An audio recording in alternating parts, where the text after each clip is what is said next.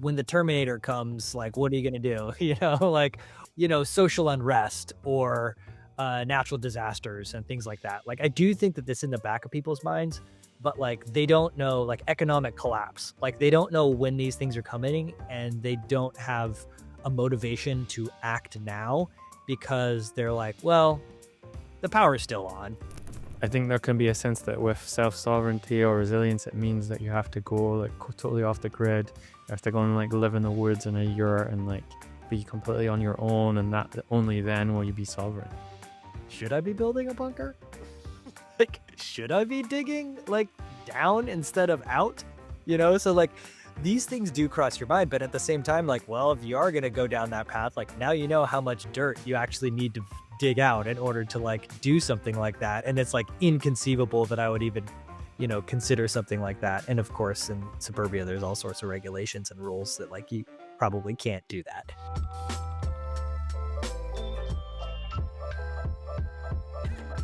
Hey Gardner, good to see you, man. Great to see you. This is fun. Yeah, I'm excited for this conversation. And as you know, every time we have a new guest on here, we kind of give them an opportunity to talk a bit about their why and their motivations as a builder in the network state space and the crypto space. And I just want to give you the opportunity to like, what is your why? What motivates you as a builder? I've always been fascinated by the future. I think it's important to be living in the present, of course, as much as possible. But the what if is intoxicating. And to me, it's a question of what if we could do better? And it's not necessarily for me. I think that's great, but it's for a wider community. It's for the greater good. It's for the next generation. And that's what's important to me. Yeah, so trying to build a better future. Yeah. Yeah. And trying to figure out ways that we can build upon the past and make something that is as functional as possible for as many people as possible. And people don't rely so much on fragile nodes and can build at a local level through relationships and build at a local level through aligned incentives and goals. You're a founder in tech, right? Like your background is in building crypto products and tech products, but you also have this interest in resilience too, right? Like in your everyday life. And I'm wondering if you could kind of talk to us a bit about that, like why, as a tech founder, is resilience important to you? Yeah, I was drawn to the crypto space a long time ago for the resiliency, for the self-sovereignty, for the individuality, but also again going back to that concept of being able to have aligned goals and incentives where everybody is an individual within the network, but everybody also has a shared goal for the values of why we're showing up to this particular type of tech stack. And that kind of URL solidarity and that kind of URL awareness, and when you go into a room at, a Web3 event, you kind of know that everybody's there for the right reasons, the same reasons on balance. And the same thing is true in the IRL side of things. If you can find your tribe, I always say your vibe finds your tribe. And I think this is something that I've been looking for a long time, that combines both the IRL and the URL. And VDAO is really one of those places, one of those oases that I can understand that we're coordinating online, but we are doing things IRL that align with our values. And sometimes that's not necessarily what I find in the tech space in general, like the issues around water conservancy and how that interacts or how that um, creates perhaps problems in both the perception of technology and the action of every time you're using an LLM, how much water that's taking up and things like that. Like sometimes these things aren't aligned. And I think VDAO is one of those places where we are doing whatever we can, both IRL and URL, to make sure that the future is a place that we can thrive both for our communities and for the next generation. And you mentioned like self sovereignty there, but also like I'm hearing this theme of like community, and it sounds like from what you're saying, like you don't see those two things as opposites, right? You described like a self sovereignty, but also being part of a community. How do you kind of make sense of that, like the relationship between you as a self sovereign person with your crypto and your personal resilience, but also being part of a bigger community?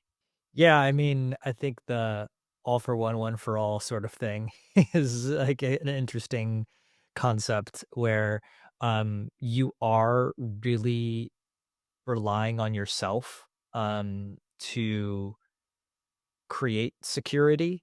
And, that can be security can be defined a number of ways. This could be, like food security, water security, shelter. It could also be like technical security where, you need electricity, you need the ability to hold your own assets, you need the ability to transact with others freely. There's a lot of kind of what security kind of can be defined as.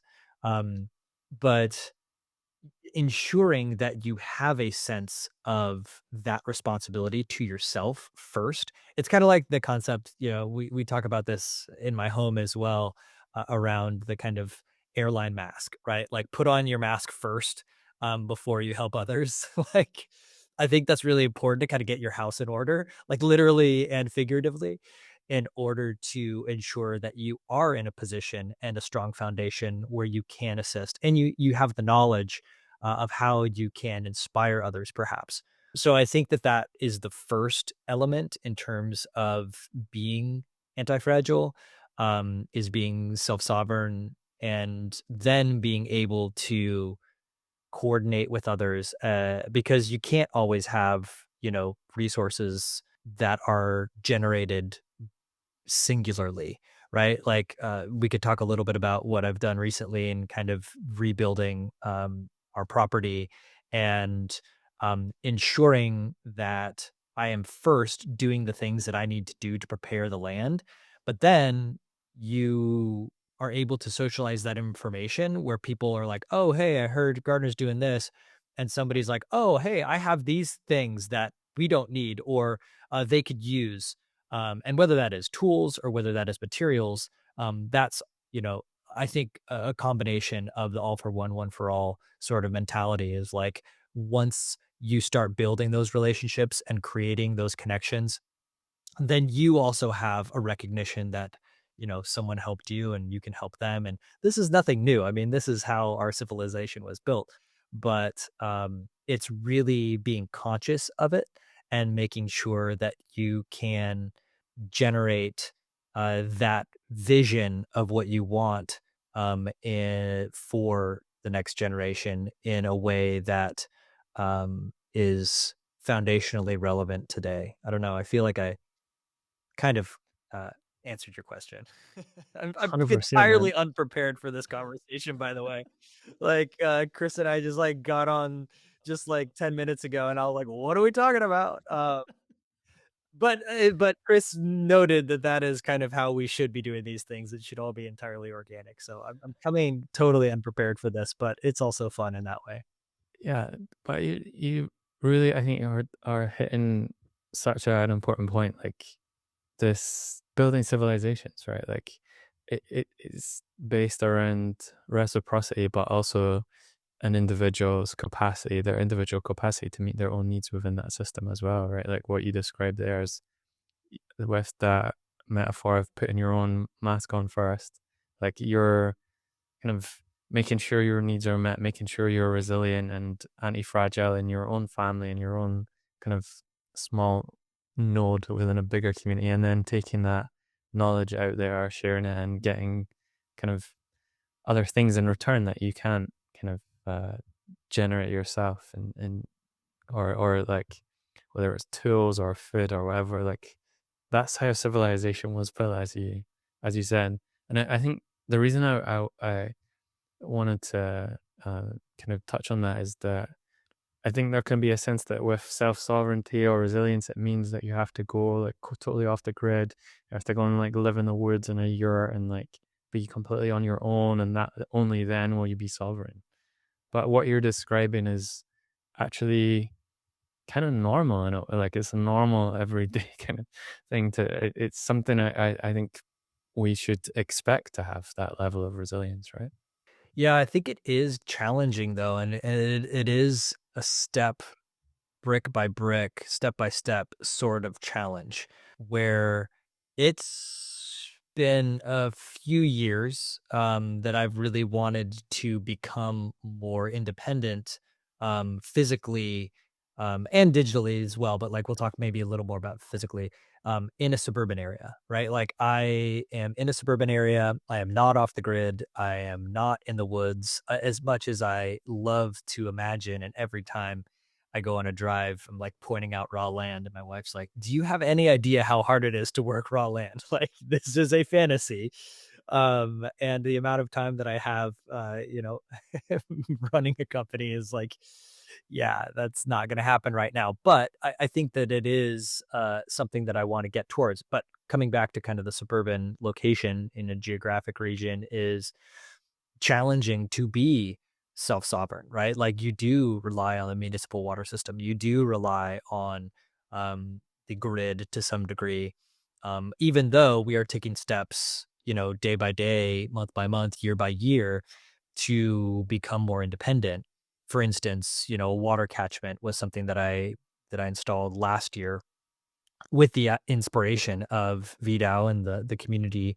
I wanted to figure out a way that I could harvest rainwater, and there's twofold reasons for that. One is to irrigate a garden to grow our own food, and the other is just a responsibility to, for instance, we have a pool, and like to some degree, like I feel guilty about having a pool, like because it's not the best use of resources to swim in potable water as opposed to like a pond or a lake. However, it was also a conscious choice to purchase a property with a pool should we ever have an emergency situation where we would actually need to have a reservoir.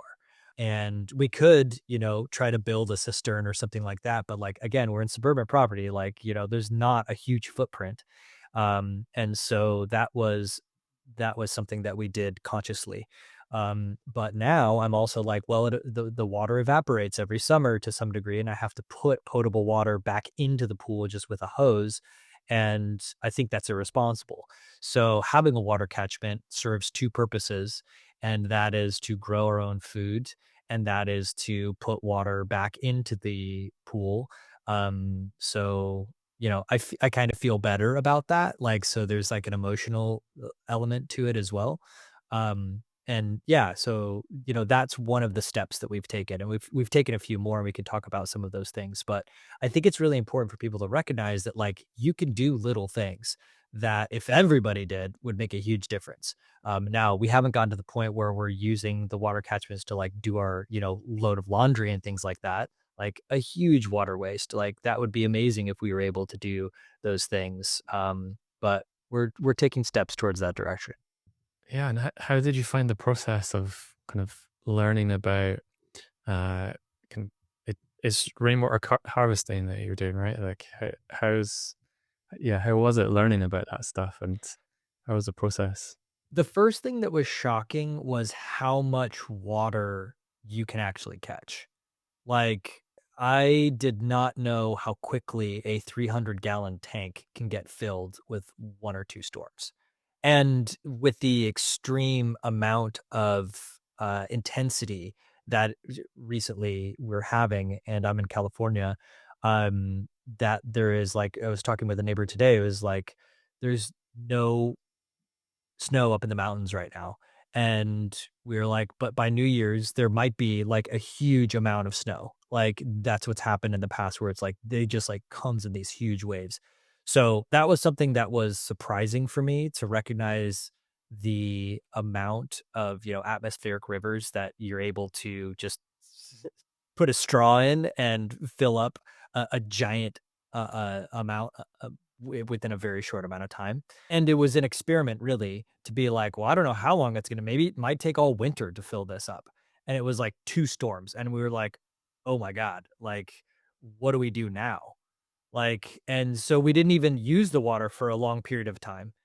And so that was something that I learned from the process. Collecting that off, like off your roof, so the water goes in like off your roof into tanks, or is it just going through like through the like how do you collect it? So that is the traditional way of doing it, and the only thing that you really have to be aware of is, like, wait till the first rain goes through because there's a lot of, like, bird excrement and things like that that might be on your roof, and make sure your gutters are, like, fairly clean, and make sure that you have, like, a sieve system to, like, get all the, like, large impurities out. There is, a bunch of great videos, that have been put out by VDAO and Verge, permaculture and Rob and all that, like talking about some of these things.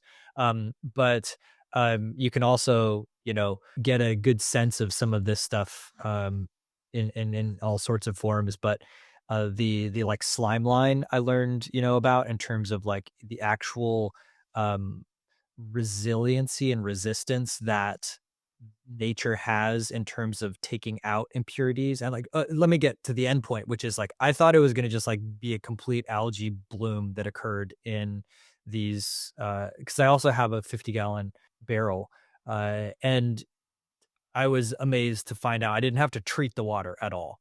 And that was like another big learning thing for me.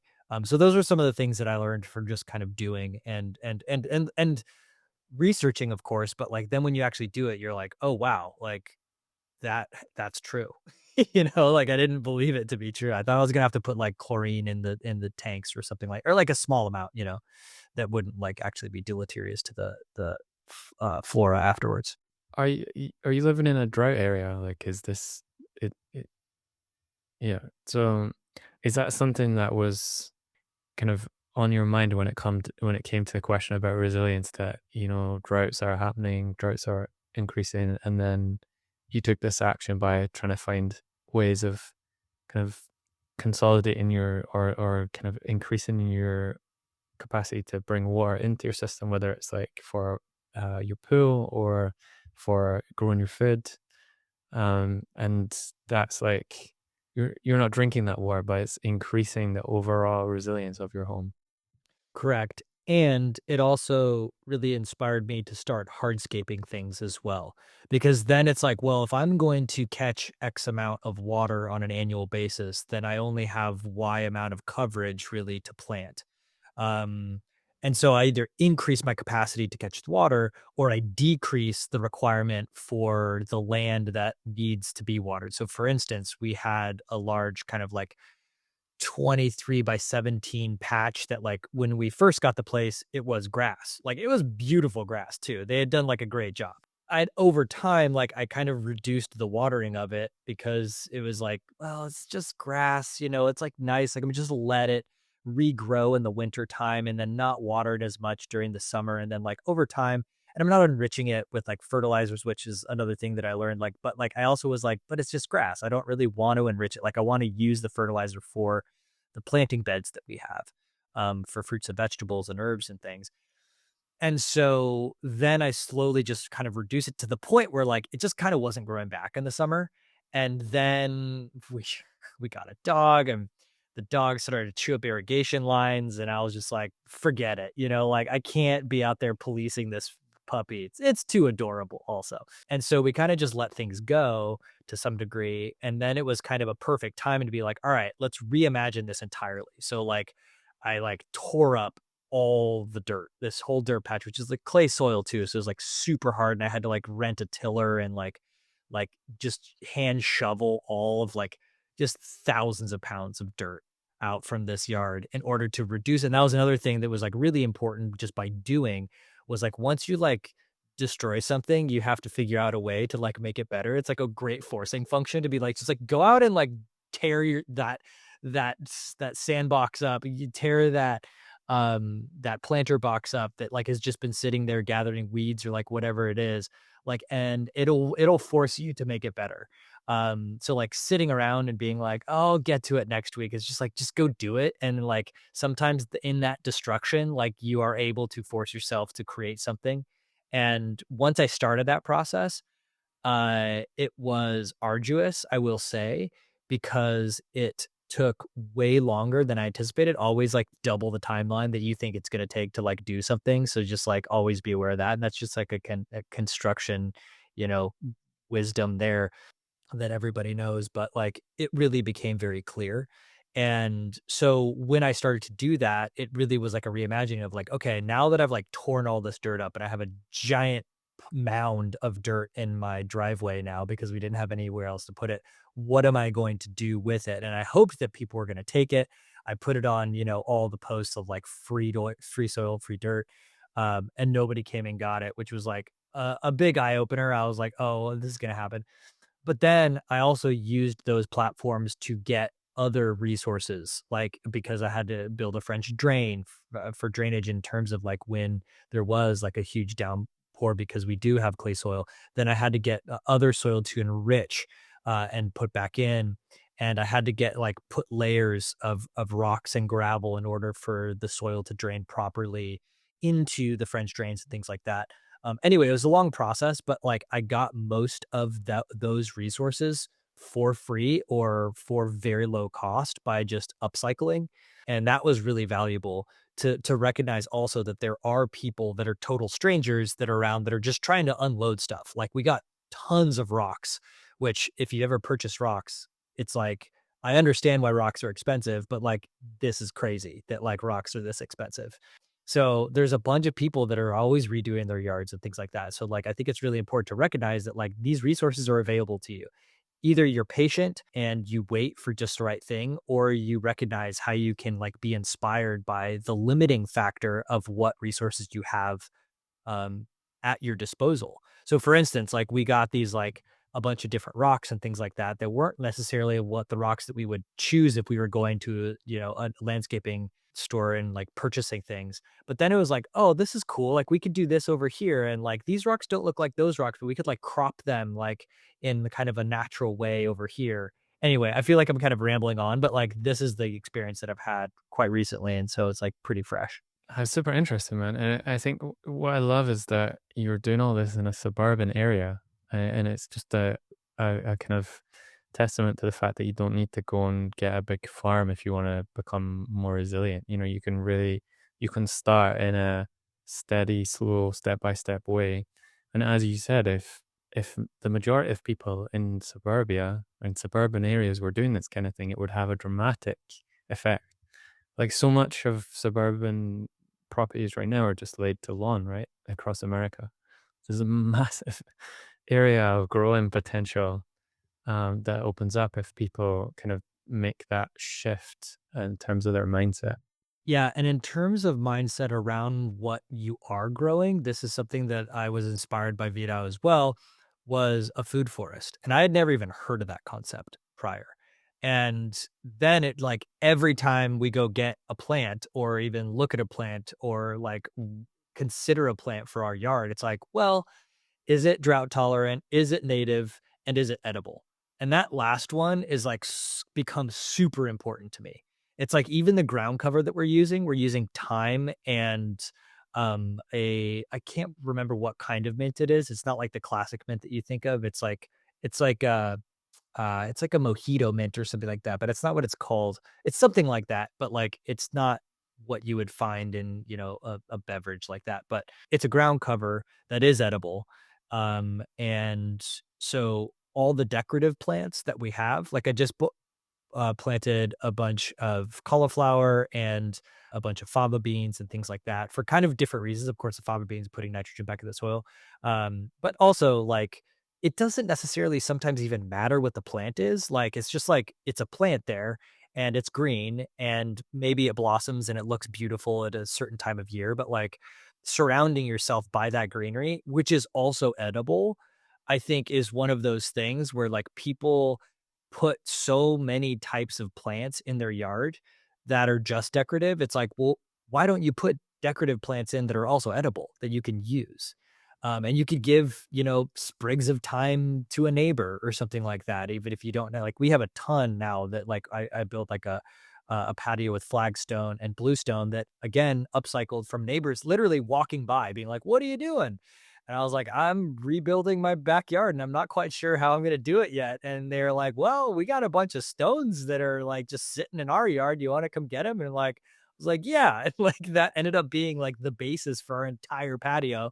And then I was like, well, let's line this patio with some ground cover. And it was like thyme. There's like different types of thyme.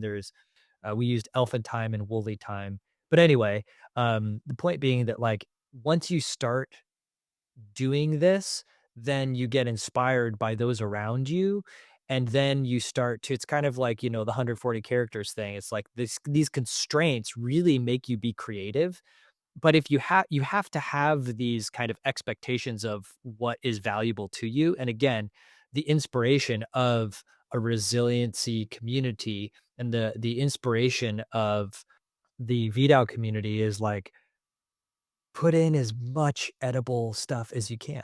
Like, even if you're not gonna eat all of it, I'm not gonna eat all the time. Like, it's great. Yeah, there's not like a huge amount of like there's not that many memes in permaculture, but one of them is that like growing your own food is like printing money.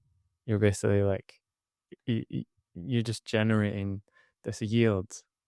Again, we talk about a lot. We talk about yield in crypto, right? But when you have a productive garden, especially if you've got perennials and you've got rainwater harvesting, you've got edible like a food forest in your garden that's beautiful to look at and aesthetically pleasing, but you can also just eat it. That's like that's a good feeling, right? Yeah, and if you have Good kids, return. like yeah, if you have kids, the value of that is incredible because then they also it's not just the value of like being able to go out to your garden and just like pull something off the vine and eat it. That's beautiful, but also the value of time. Like recognizing that it takes time to build things and grow things, especially in this period that we live in where everything is instantaneous and will be just increasing in the speed of satisfaction that people get from whatever they're scrolling or whatever query they're putting in to write their essays or whatever it is. That is something that I think that slow is fast is important to recognize that like you get more from going slow sometimes. And I think that's something that people really can understand when they start viscerally like putting their hands in the soil and then waiting and watching and being like, I'm testing myself by like shouting at these plants to grow because that's not going to work. Like I have to be calm and cool and like recognize that like these things take time. And I think that's really important in terms of the next generation recognizing that you have to do things slowly in order to build for the long term sometimes. You strike me as like a traditional tech founder, right? Like that's you're like super optimistic. You're super like vibrant and excited about life, and you're like building shit, and you're like loving life. You don't seem to be someone that's sitting like you don't seem like a doomer. Like it doesn't seem like you're worried that you need to, like civilization is going to collapse tomorrow, and yet you're here. You are like building resilience, and the way what you describe is like you're getting direct benefits. It's not just an insurance policy, right? It's like you're actually adding value to your life. It's if you've got kids, if you've got family, it's like it's a whole kind of different lifestyle in a way when you start introducing the resilience, the insurance element, but also just like building it and enjoying it and participating, getting closer to nature in that way. Yeah, I think that one thing to recognize is it's none of this is easy, right? Like this sounds like fun and optimistic and joyful and joyous. And of course there are those elements, but like this was a nights and weekend project for me for the past 3 months and it was really hard. Like, and it's also not just hard, like, physically and mentally and, like, taking up time in your head of, like, "Oh, what's my next step?" And, like, trying to piece these things together in kind of a product management flow, which is very similar to software development, where it's like, I could have created a Kanban board for all the things that I needed to do and the priorities and, like, what needed to go first and how I needed to do this thing before that thing. Sure, and that's, like, racing through my head at, like, 4 in the morning when you kind of, like, wake up thinking like, "Oh, no. I didn't do this and I need to do that first before the rains come and it gets all muddy," or like whatever it is. I think it's also really important to recognize the sacrifices that come along with these sorts of things, whether you're building software or whether you're building something, IRL, is that like I sacrificed time with my family on the weekends. I sacrificed, you know, um, helping out with dinner or something like that because like I knew that I needed to do this thing in order like, the forcing function that I just mentioned, like, the rain was coming, like, there was, like, a huge storm that was coming, and I had to, like, get all of these things lined up and out of the the rainfall and, like, make sure that, these stones were in place, yada, yada. There's, like, so many different variables that come along with it.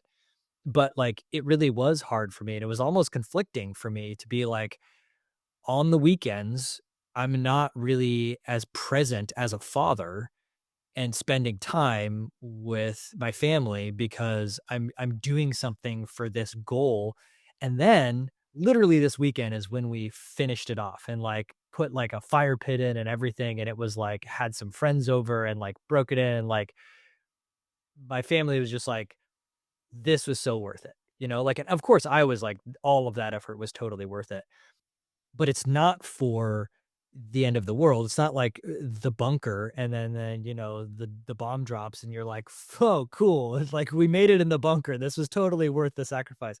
Maybe that is your extreme, like, but for me, it's like starting with like, let's just plant some arugula because we like arugula in our eggs in the morning, like it's like these little things, but at the same time, I am a realist in the fact that like I don't know if I'm doing enough. Like I don't know if like ironically like I had that mound of dirt in my backyard or in my front yard in the driveway. And people were like, "What are you doing?" And I like joked like, "Oh, I'm digging out a bunker." Because like literally it was 20 by 20 footprint of dirt that was like 4 feet high. Like it looked like I had dug out and realistically, like it wasn't a I didn't go too deep, but like once you dig a foot down and like a 23 by 17 footprint, like it's a lot of soil. Like that was another thing. Like a neighbor asked me prior to like starting this. He's like, "What are you gonna do with all the soil?" And I was like, "Oh, I'll just put in the planter boxes. Like I need to fill up the planter boxes." And like it was like I had no idea how much soil we were gonna end up with. So things that you learn along the way. But point being, like I also in the back of my mind was like, wait, should I be building a bunker? Like, should I be digging like down instead of out? So like these things do cross your mind, but at the same time, like, well, if you are going to go down that path, like now you know how much dirt you actually need to dig out in order to like do something like that. And it's like inconceivable that I would even, consider something like that. And of course, in suburbia, there's all sorts of regulations and rules that like you probably can't do that. But it was like a good learning experience to be like, all right, I know how much effort it is just to put a patio in now and hardscape and plant some plants that are both edible and decorative. But now, what if I really wanted to level this up? Now I know the effort it is to kind of get started. So, what is the next level that I want to go to, and what is the reality that I need to be aware of in terms of the sacrifices of time, effort, and capital that I'm going to make in order to get to the next level? So, I think that just the general kind of advice for anyone, if this is even an advice sort of conversation, I guess that we are broadcasting this to some degree if people are listening and care to learn. Like, you gotta start, and you gotta be aware, and the only way to know is to go. And so you have to start making things, and you have to start doing things, and you can't just sit there ruminating about how bad the world is or what's going wrong in the world. It's like, just take your little plot, whatever you have, whether it's a balcony in an apartment building or whether it's the land that you have in and around a property, or whether you have a ton of land, like start with the small amount that you can manage first and understand what it takes to make something work. And I think the same thing is true in software development too. You just got to start with an MVP. I love it, and I love that you touched upon like the reality on the ground of actually delivering on a project like this, because I can totally relate to that. Like, you watch YouTube videos, they're like 4 minutes long, and like someone's just like going from A to B, and it just looks amazing. You're like, oh, I could do that. Then when you actually like go through the process, there's all these other steps and all these other like interconnected decisions and all the complications, and so And what they that in don't show you itself. is the things in between of like they had to run to the store to like pick Yeah, up some milk, like all the things that are like life gets in the way, yeah, like yeah, like and other people get in the way too. And I don't want to say that my wife got in the way. She always is actually like inspiring me to do better and be better. And that's another thing that I think is really important too. Always have someone that is in your corner that is going to give you objective feedback. And like the first time I rented that tiller and like reduced the soil in that footprint, I don't know, probably like 6 inches, let's say, maybe, I don't know, maybe 4 or whatever it is. And had so much soil left out in the driveway. She was like, no, like, it needs to be deeper. Like, and she just, like, came out, like, after I'd done all this work the whole weekend, like, and it was so hot that weekend too, and I was just, like, just caked in dirt, and also I'll send you some pictures. Um, I was like, "Are you serious? Like, I'm gonna have to rent that tiller again." First of all, this tiller was, like, steel, like, hundreds of pounds, and, like, I was, like, getting it in and out of my car myself, and it was just, like, it was a mess, and I was like and she explained why, and she was like, "Well, I wanna make sure this area is level," and then, like, I'm like, "Well, the stones are, like, 2 to 3, like, inches in thickness, I'm gonna have to go down, like, another 4 inches," and she was and I was then there's a tree too, and I was like, "It might, like, damage the roots of the tree." She's like, "Well, I guess you're gonna have to dig around the roots somehow," and, like, it's so easy for her to say, but, like, the point being that, like, you don't know what the other nodes are in the equation until you start doing the work. And I respect her opinion, and frankly, she was right, And so then I had to do it all over again. So talk about like, my Kanban board. It was like, oh, I was gonna move that over into the done column. And then it was like, nope, it's still in the backlog. Like you are not done. It goes into the backlog for next weekend. And all I think of that whole week, in terms of like doing all the things that I need to do for like actual like URL um development, then I'm like thinking about, okay, like I got to go to the rental place before they close on Friday. So I could, anyway, like all of these things that you have to think about just because somebody was like, no, no, you need to do it better. And it's like, oh my God, So I think that's important to remember too, is that when you watch all these like fast paced YouTube videos, and somebody gets something done within 30 seconds, like you really don't know everything that went into that.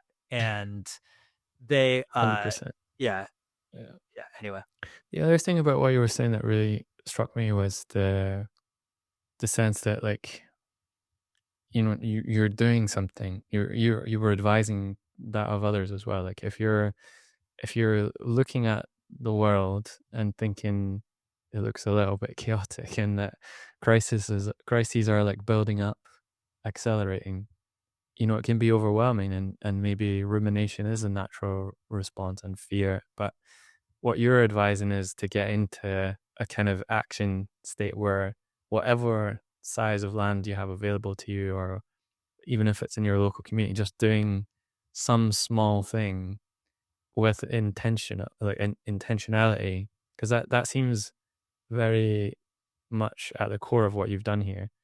Like we could just be having a conversation here about like, or you've just like redone your yard, right? Or you've redone your garden, but that wasn't the motivation, right? You were like thinking about your water, your soil, your food system, food forests.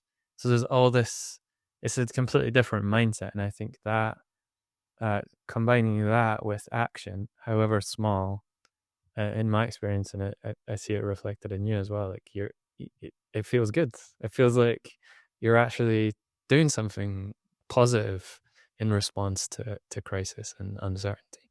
a conscious choice that my wife and I made was to invest in community. And so that was part of this too, which is not just building a space for ourselves, but building a space for our extended family, right? Like, so we now have a reason to invite people over to some degree, right? Like, it's like, come over and have some s'mores, like, it's like, how can you say no to that? Right. And my parents came over this past weekend and we just like sat around, the fire pit and hung out. And like, it was just another place to commune. And so I think that's really important too, is, the ability to do something for others, while it is, again, all for one for all sort of thing, is that like, this is for us. Like, we are thinking about this for our self sovereignty, for our resiliency, but we're also thinking about this partly because the resources that we got, whether it was knowledge or materials, was also from the community. And if you think about it on like global scale, like of course it's all from the community. Like I don't know where these bluestones even came from. Like they came from somewhere that somebody like, took time and effort to take them and transport them to where we are now. But I think it's also really important to think about like, if you're going to build something, how is it going to benefit others? I think that's something that people generally are trying to build for themselves, and that's just natural, and do things for themselves.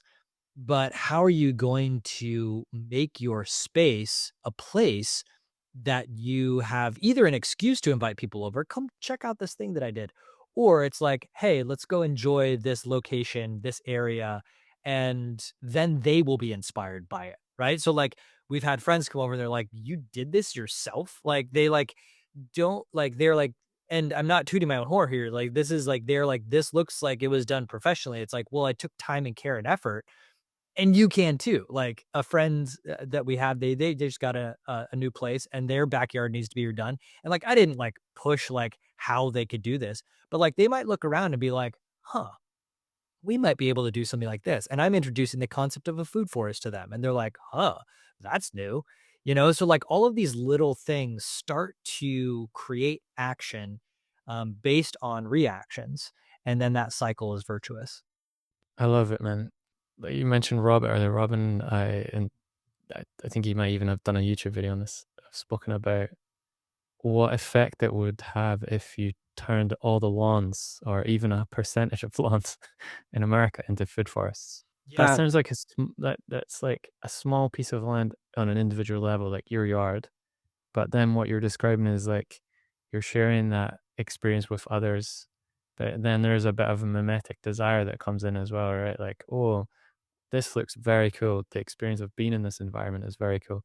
That's kind of probably how lawns proliferated in a way. Like everyone just had a lawn, right? If everyone had a food forest, like the benefits would be significant, I think. So it sounds like you're kind of starting a little movement there in your area. Yeah, I really do believe so. I think that the effort is the question, right? Like, how do you make this accessible to people? Because, like I said, nights and weekends for me, I was super motivated, right? Is that what everybody's going to do? Is that what we should expect everybody to do? Not necessarily, but I think that, like, maybe the first step is recognizing that you can replace a dying plant with an edible one. you know? And maybe just start somewhere. And I think that that's an important kind of small step where people can start to recognize that like they can do these things fairly easily. And then you get to the point where you're replacing your whole lawn. I've certainly thought about like we have a strip, of lawn still in our front area. And I'm like, how would I do this? And part of me is like, well, we could do micro clover because micro clover is edible. Um, but then there's all these questions of like, well, is it drought tolerant? Is the type of micro clover? But again, like I'm already thinking about how can I replace my lawn with something edible? Like it's just ground cover effectively. But like that's a small step, like just this little piece of grass I can replace with something edible. You're on the But it's path now. effectively the same thing. It's not like I'm putting in like a literal forest of like all these fruit trees and things like that. But I'm already considering like what I can do to improve that and also be a good example for others to be like, well, why are you doing that? And Yeah. talk about it. I want to move on, like before we close out, just to think about what all this means for the future and how we might scale some of this up. But before we do that, um, I'm curious, is there anything else you want to share just about your experience of becoming more resilient, more anti-fragile in your local area? Any experiences, story, anything else you want to add to before we move on? I'm sure there is, but I feel like I've said a lot already. Cool. It's been great. And just like the community vibes really come across. You're leading in your community. You're showing people the way. And I'm wondering, like, do you have any thoughts going back to where we started off, which is you were talking about the future, your why is about it's about like the future, building a better future. Do you have any thoughts about how might we scale this kind of local resilience? What would it look like in your community to have like, so you're kind of doing this on a small scale, right? Like in your garden, which is proliferating through your neighbors, and people are getting interested in following you in that journey. What would it look like to see that at a bigger scale? Like, what would you like to see that might help to like, yeah, just widen the interest in local resilience and kind of scale this up? Any thoughts on that? I think it's resource allocation is the first thing that we have to think about, and that is both time, capital, and materials. And so the question of how we would scale this up is how would we make this possible for people that want to start somewhere? And we've talked a little bit about this in the past, just on, DAO conversations and things like that, where it's like, is there a way that you can help subsidize, and people can kind of prove that they are doing something that is going to get them from 0 to 1? And I think that that is twofold beneficial. One is it takes the burden of how much is this going to cost to do X sort of thing. If you're able to kind of like have a plug and play sort of, like I said, replacing a dead plant with an edible plant, that is probably the lowest barrier to entry. And again, that doesn't, yeah, that could be in your house. That could be an indoor plant, right? Um, to, a large farm or something like that. But I think that the provability and the communal collective awareness and accountability side of it is also important. It's just like, if you say you're going to do something, do it. Do what you say and say what you do. And if you sign up for it and you check that box that you're going to participate in whatever form or fashion, then hold yourself accountable by sending in a picture, right? That like you did the thing. Or hold yourself accountable that there is a deadline that you should get this thing done, because otherwise it's going to be easy to not do the thing. So I think in order to scale this sort of thing, you need, as you noted, some mimetic desire, but you also need different boxes that people can check. Like, I'm going to do this and then I'm going to do this. And you need that trajectory of action for people to be inspired themselves that, oh, I can do this. Like, now that I built this patio, I'm like, what's next? Like, I'm like, now I know what time and effort and capital it takes to do this. Like, okay, now I want to redo all of the garden beds. Like, I want to put them on rollers. Like, and I've started that process of making my yard actually modular based on the seasonality of things and based on the plants that I have. So it's not like a static box. I want to get a bunch of boxes that are on rollers. And also that helps for kind of like inviting people over. Like, then it's not like, oh, we're going to open this place up and put the picnic table here now, like whatever it is. I think I'm going off on a tangent again, but you know what I mean, right? Like, I think that's the way you scale, is that you give people the inspiration and the resources, and then you hold them accountable, or they hold themselves accountable. Like, I guess that's more what it is. It's motivation, self-motivation, because you're not going to convince people to do things unless they want to do it. Yeah, fully agree. Do you think there's like, actually, is it a question about your local community? Do you think there's people are thinking about their own security and resilience and anti-fragility within suburban communities, in your view?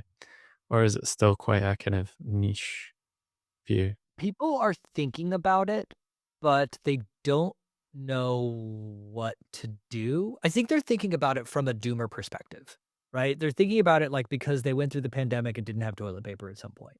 Like now they have like a taste of like the fragility of things, but like they don't think like, well, I could survive on, beans that I plant in my backyard. Like they probably have thought of it. People are asking me about water catchments and like what I'm doing and how I'm doing it and how it's going and things like that. But like I haven't seen people like taking that next step. And I don't know what it's going to take for people to be aware of that, but I do think that it is something that is in the social zeitgeist. Like, I think it is in the back of people's minds, but they don't think it's because it's empowering. They think it's because they are going to be disempowered and they need to Interesting. protect their family, by some EMP or AI takeover, when the Terminator comes, like, what are you gonna do? Like, or, social unrest or natural disasters and things like that. Like, I do think that this in the back of people's minds, but like they don't know, like economic collapse. Like they don't know when these things are coming and they don't have a motivation to act now because they're like, well, the power's still on. And I get that. That's why I'm not building a bunker yet. I see this.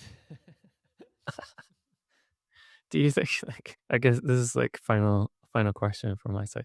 Do you think that if there was like a place within a community, I don't know if you could call it a bug out, that term has been flying around, like a place where you could go and that like provided an opportunity for people to learn about resilience, how to do things like what you've done in your home, but also provided some kind of contact with nature, and also perhaps in a situation where there was disruption to the system, had like food, water, energy, and could meet the needs of the members there.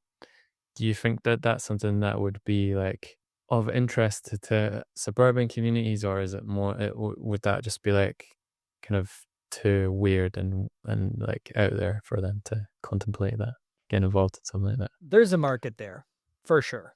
I mean, you could put that in the kind of the prepper category, but like it's also just like shifted over a little bit, the resiliency category, like we want to just be resilient. And there's definitely a market for that. You're partially describing the concept that I've been, wanting to see come to life for a long time that we've talked about before. I call we woods, where it's like a communal place where people can go and just co-work for the day, like in the woods, right? Like you have, the amenities of Wi-Fi and like um potentially, all the food and beverage options that you would have in a situation like that. And people could stay over and camp. But like more importantly, there would be like seminars. I know you guys have, experimented with some of these things as well at VDAO, where people could come in and drop in for a talk and like understand how to create solar arrays and how to connect, that to your home and power, yourself, or charge batteries and things like that. So yes, I want to see this.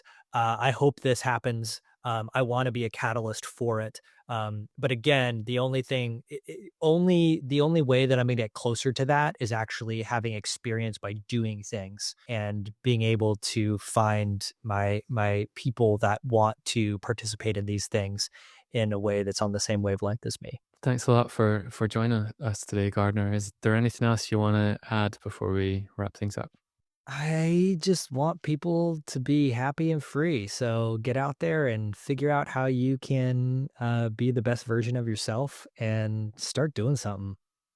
Take that first step, build that first brick, make it happen. Cheers, on. Much Talk love. soon. Later on.